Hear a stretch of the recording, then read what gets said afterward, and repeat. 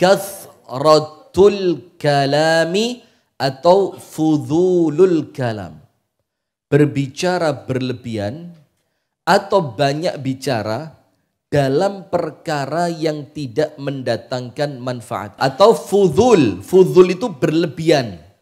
Ngomongnya melebihi batas kebutuhan. Kalau butuhnya cuma sekian menit, ya sekian menit. Kalau butuhnya cuma sekian kata, ya sekian kata. Jangan sampai omongan itu berlebihan. Dan antum tahu ucapan para salaf apa? Saya belajar berbicara itu tidak makan waktu 4 tahun. Tidak sampai 4 tahun. Coba bayi kalau belajar bicara berapa lama? Kadang-kadang ada yang 3 tahun sudah pinter ngomong. 4 tahun lancar. Tapi kemudian ulama dari kalangan salaf ini mengatakan apa? Dan saya dan aku, kata ulama ini, belajar untuk diam selama 40 tahun. Berapa tahun? 40 tahun belajar diam. Karena kita ini nampaknya kalau ngomong pinter, kalau diam susah. Disuruh ngomong pinter, disuruh mendengarkan susah. Wes ini penyakit dan saya pun merasakan itu, Pak. Kalau datang ke suatu pengajian,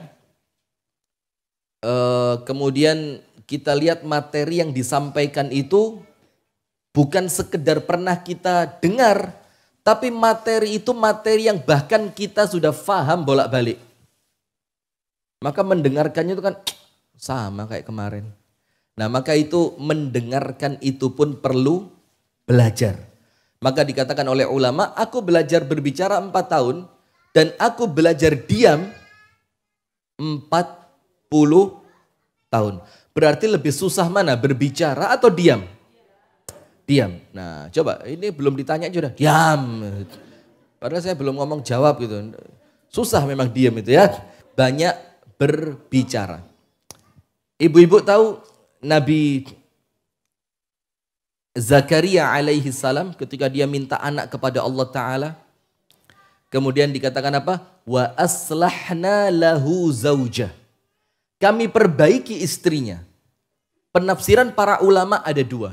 Nomor 1, kami perbaiki rahimnya yang sebelumnya itu rahim tidak bisa hamil. Kemudian oleh Allah diperbaiki sehingga dia bisa hamil. Ya kan? Kemudian tafsir yang kedua dikatakan oleh para ulama. Kenapa Allah firmankan di dalam Al-Quran? Wa aslahna lahu zaujah. Kami perbaiki istrinya Zakaria. Disebutkan oleh para ulama apa? Kana fi lisaniha tul.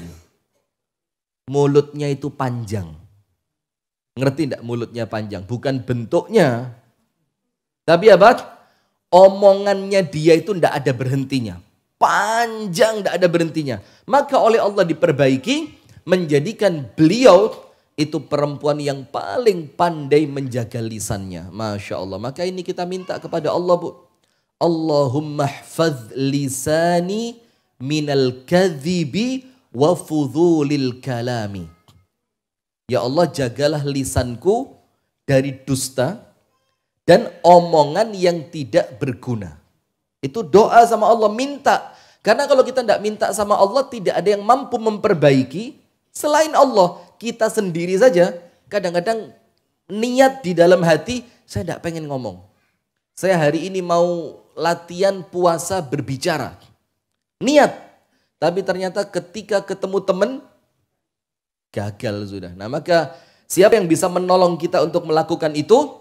Allah Subhanahu wa ta'ala. Maka doa. Salah satu doanya kita sekarang ditambah 1 ya. Allahumma hfadz lisani minal kadhibi wa fudhulil kalami. Nanti dicek di YouTube-nya ya. Ya Allah, jagalah lisanku dari dusta dan jagalah lisanku dari berbicara berlebihan atau yang sia-sia. Nah, sekarang banyak berbicara.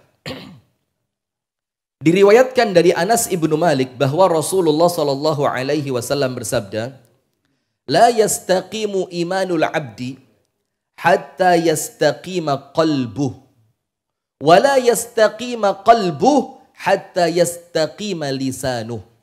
Ini hadis dari sahabat Anas bin Malik.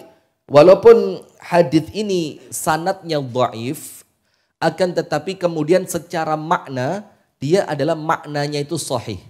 Maknanya apa? So, jadi dari segi matannya itu sahih. Walaupun jalur periwayatannya menjadikan hadis ini apa? Dhaif. Nah, disebutkan begini. La yastaqimu imanul abdi. Imannya seorang hamba tidak akan sempurna. Tidak akan lurus. Tidak lurus itu berarti apa? Bengkok. Bengkok itu artinya apa? Yazidu wa yanqus. Kadang-kadang naik, kadang-kadang turun. Kadang-kadang iman, kadang-kadang maksiat.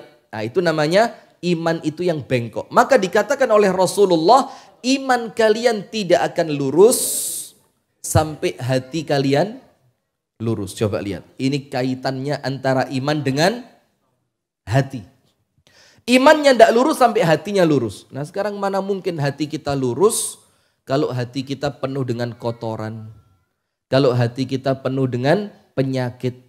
Kalau hati kita tidak pernah berikhtiar husnudzan kepada sesama muslim. Nah, sementara kalau hatinya kotor, imannya tidak mungkin lurus. Nah, terus bagaimana supaya imannya lurus? Hatinya harus diluruskan. Bagaimana meluruskan hati? Disebutkan oleh Nabi besar sallallahu alaihi wasallam, la yastaqimul qalbu hatta yastaqima lisanuh. Hatinya tidak akan lurus sampai lisannya lurus. Berarti orang itu kalau sudah bisa menjaga lisan, insya Allah imannya bagus. Insya Allah imannya bagus. Diawali dengan hati yang bersih. Kemudian Rasulullah Shallallahu Alaihi Wasallam menjadikan hati yang lurus sebagai syarat lurusnya iman, dan menjadikan lisan yang lurus sebagai syarat lurusnya hati. Nah, maka tetap yang paling mudah untuk latihan menjaga lisan biar tidak banyak berbicara itu tidak banyak kumpul manusia. Iya, karena kalau kumpul ndak ngomong dikira sombong, iya apa ndak? Ngomong khawatir kebablasan, tidak ada remnya. Nah, maka sudah di rumah aja. Dan sekarang mulai banyak orang-orang pinter diem, alhamdulillah, di depan HP. Diem nanti senyum sendiri. Nanti ini hati-hati ya, bisa kena penyakit gila nanti. Diriwayatkan pula secara marfu'. Marfu' itu apa? Hadis yang berhenti pada sahabat Nabi jalur periwayatannya. Jadi jalur periwayatannya tidak sampai Nabi Muhammad, tapi dimarfu'kan. Marfu' itu apa? Diangkat. Karena apa? Isi hadis itu tidak mungkin kalau sahabat yang ngomong. Maka pasti walaupun sahabat tidak mengatakan aku mendengar dari Rasulullah, tapi pasti omongan itu datangnya dari siapa? Rasulullah. Maka hadisnya dibilang hadis apa? Marfu'. Marfu' itu artinya diangkat, terangkat. Dari sahabat diangkat kepada siapa? Nabi Muhammad sallallahu alaihi wasallam. Dari Abdullah bin Umar. Abdullah bin Umar ini Abdullah putranya Umar bin Al-Khattab radhiyallahu taala anhuma. Janganlah kalian banyak berbicara selain zikir kepada Allah. Jadi tidak boleh banyak menggunakan lisan kecuali penggunaannya untuk apa? Zikir. Dan panjenengan tahu zikir yang paling afdol apa? La ilaha illallah, astaghfirullah, hasbunallah wa ni'mal wakil. Sebut semuanya aja. Insyaallah salah satu nyantol nanti. Nah, kalau dalam hadis dikatakan afdhalu dzikri la ilaha illallah. Tapi menurut Al-Imam An-Nawawi, ajma'atil ummah, para umat Islam ini mulai awalnya sudah sepakat anna qira'atul qur'ani, bahwasannya qira'atul Qur'an, membaca Al-Qur'an, afdhaludz dzikri atau afdhaludz dzikri, dia merupakan zikir yang paling afdhal. Jadi daripada Anda istighfar, daripada Anda bertasbih, bertahmid, itu kalau dibanding-bandingkan jauh lebih besar pahala yang Anda kumpulkan ketika Anda membaca Al-Quran. Itulah kenapa disampaikan oleh para ulama, orang yang tidak membaca Al-Quran, fahuwa aqta', maka dia terputus dari pertolongannya Allah. Ini hati-hati ini. Kita nyaman kok tidak baca Quran, ya kan? Hati-hati, padahal kita sedang terputus dari rahmatnya Allah. Terus bagaimana? Yo dipaksa. Tidak ada orang ibadah tidak dipaksa, di awalnya itu tidak ada paksa. Taruh Quran di tas, taruh Quran di mobil, taruh Quran di kantong, HP ada aplikasi Al-Quran. Di rumah tempat Anda yang paling sering duduk di sana dikasih rak kecil, pasang di sana Al-Quran. Sehingga ketika terbersit keinginan membaca Al-Quran, dengan mudah Al-Quran itu bisa diambil. Iya benda, angkat tangan yang di mobilnya ada Al-Qurannya. Bawa motor. Tidak punya mobil, ada. Tapi tidak pernah dibacakan ya, pasang aja kan. Dibaca, kapan bacanya? Bulan Ramadan, iya kurang dikit, kurang 4 bulan. Kapan? Terus, alhamdulillah. Maka mobil, kalau yang punya mobil 2, punya mobil 3, punya mobil 4, setiap mobil kasih Al-Quran di sana. Karena apa? Melatih kita untuk memanfaatkan lisan dalam amalan yang terbaik, yaitu zikir dan tilawatul Quran. Karena kalau tidak disibukkan dengan kebaikan, maka lisan akan tersibukkan dengan keburukan. Betul apa enggak? Iya. Jadi ngomongnya itu kadang-kadang walaupun dibilang dosa sebenarnya enggak. Kan ngomongnya ngomong biasa sama temen, ngobrol tentang hobi, tentang apa? Sepak bola, tentang bisnis, usaha, enggak dosa. Tapi kemudian waktu itu apabila digunakan untuk kebaikan maka jauh lebih manfaat dibanding sekedar melakukan perkara yang hukumnya mubah. Dibanding sekedar melakukan apa? Perkara yang hukumnya mubah. Pemirsa Madani TV dimanapun Anda berada, maka dikatakan oleh Abdullah bin Umar, janganlah kalian banyak berbicara selain apa? Zikir. Kalau zikir banyak boleh? Boleh. Sampai disebutkan di dalam kitab Akhlaqus Salaf, itu dikatakan apa? Nanti di akhir zaman, saking jarangnya orang berzikir, ketika ada orang itu zikirnya banyak, dibilang sesat. Sampai dibilang begitu.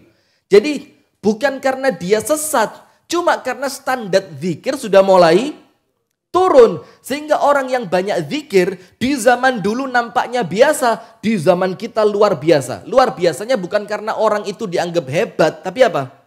Ini mesti aliran sesat ini. Kalau tidak aliran sesat, fihi junun, rodok gendeng. Tidak 100, 99,9. Kalau itu ya semuanya ya. Kemudian, karena banyak berbicara selain zikir kepada Allah, mengeraskan hati. Fa inna kathratal kalami yuqsi atau tuqsi al-qalba. Karena banyak ngomong itu bikin hati keras. Nah berarti ikhtiar, latihan. Perlu latihan ini, perlu latihan. Kalau ibu-ibu gitu, saya juga sama. Pokok tidak tahu tabiat. Jadi ketemu orang itu mesti saya seneng gitu loh. Saya seneng ketemu orang itu kemudian rame. Karena banyak berbicara selain zikir, apa dampaknya? Menjadikan hati keras. Dan manusia yang paling jauh dari Allah Ta'ala adalah manusia yang keras hatinya. Anda tahu kalau hati sudah keras? Nomor 1, jauh dari Allah. Kalau sudah jauh dari Allah, apa yang dekat kepada Anda? Tidak ada. Kebaikan ikut menjauh, rahmat ikut menjauh, kebahagiaan ikut menjauh, kesuksesan ikut menjauh, ketenangan ikut menjauh. Karena semua kebaikan itu awalnya ketika kita dekat dengan Allah. Itulah kenapa sholat tahajud itu dikatakan ibadahnya khawasul khawas. Sholat tahajud itu ibadahnya orang-orang yang betul-betul spesial. Karena tahajud ini yang paling cepat mendekatkan seorang hamba kepada Allah. Kalau dia sudah dekat kepada Allah, semua kebaikan pun dekat sama dia. Tapi yo jujur ya, berat apa enggak? Berat. Kenapa? Hati kita masih kotor. Sebagaimana Utsman ibnu Affan mengatakan, radhiyallahu taala anhu, lau tahura atau tahurat qulubukum lama syabi'at min kalami rabbikum. Kalau hati kalian bersih, tidak akan pernah kenyang membaca Al-Quran. Kalau hatinya apa? Bersih, tidak akan kenyang membaca Al-Quran. Sampai Khalid bin Walid radhiyallahu taala anhu, panglima perang, tahu kan? Khalid bin Walid yang waktu perang Uhud masih menjadi musuhnya Nabi Muhammad. Waktu perang Uhud jadi musuhnya Nabi Muhammad. Tapi subhanallah, setelah dia masuk Islam menjadi panglima perang yang pasukannya tidak terkalahkan. Anda tahu karena kesibukan jihad, datang seorang laki-laki sama Khalid bin Walid, masih muda, umuran sekitaran 40 di bawah lah. Anak muda ini mengeluhkan semua masalahnya. Istriku, pekerjaanku, kesehatanku, kesibukanku, keuanganku, rumah tangga, macam-macam. Khalid bin Walid cuma tanya satu. Kaifa anta ma'al Qur'an? Bagaimana interaksimu dengan Al-Quran? Jawabannya anak muda tadi apa? Ma'indi waktun mutahun liqira'atil Qur'an. Saya tidak punya waktu yang longgar untuk baca Quran. Apa kata Khalid? Idhab wa tanaha anni. Pergi kamu, jauh-jauh dari saya. Tidak ada kebaikan yang bisa datang kepada seseorang ketika dia jauh dari Al-Quran. Kata Khalid terus, kamu mau cari solusi apa? Mau cari jalan keluar apa? Kalau sama Quran saja kamu tidak dekat. Setelah pemuda itu pergi, Khalid bin Walid pergi bu, mojok, nangis dia. Terus Khalid bin Walid mengeluarkan kata-kata yang masyhur itu. Yang kita semuanya tahu. Udhran ya Quran syaghalani ankal jihad. Al-Quran saya minta maaf betul. Saya tidak bisa banyak-banyak membacamu karena saya disibukkan dengan jihad di jalan Allah. Nangis Khalid. Bayangin, ini tidak bisa baca Quran gara-gara ibadah yang lain. Kita tidak baca Quran gara-gara sesuatu hal yang lalai. Nah maka sudah berat. Maka disebutkan dalam hadis ini, manusia yang paling jauh dari Allah adalah manusia yang paling keras hatinya. Kalau hati sudah keras, jauh dari Allah, jauh dari semua kebaikan. Hati kalau sudah keras, la ya'rifu ma'rufan wa la yunkiru munkara. Tidak tahu mana baik dan tidak bisa mengingkari keburukan. Keburukan itu biasa di matanya dia. Itu karena hatinya sudah keras. Tapi bisa tidak diobati? Tentu bisa. Maka kita belajar tazkiyatun nafs.